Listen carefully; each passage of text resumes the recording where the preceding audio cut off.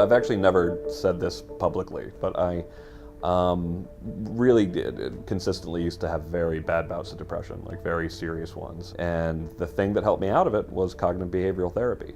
I worked with a great therapist, and it took about 9 months of me doing it to really feel the full benefit. But 9 months in, I was happy, I think, for the first time in years after practicing it. I think the most amazing thing about cognitive behavioral therapy is it teaches people to overcome anxiety and depression simply by arguing fairly with themselves. And when you extend that to arguing fairly with others, we have a formula that can make people less anxious and less depressed, but potentially also have more productive arguments, which I think our society desperately needs. So cognitive therapy is the most widely used form of therapy other than drugs like Prozac. And I love it because it's based so clearly on one of the deepest principles in psychology, which is that there's nothing good or bad, but thinking makes it so. John Haidt and I have been friends for a couple of years. I was a huge fan of his first book, The Happiness Hypothesis, which actually talks about CBT and how incredibly effective it is at dealing with anxiety and depression.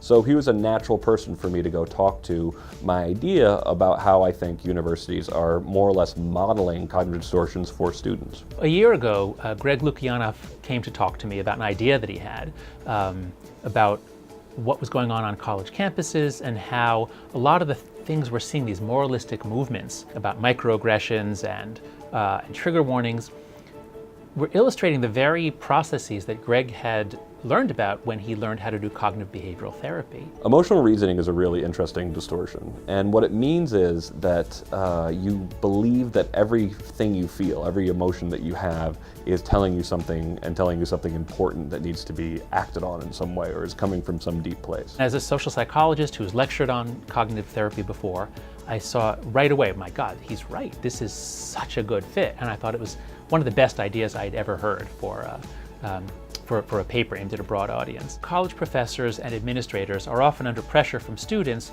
to enact these practices, these speech codes, these trigger warnings.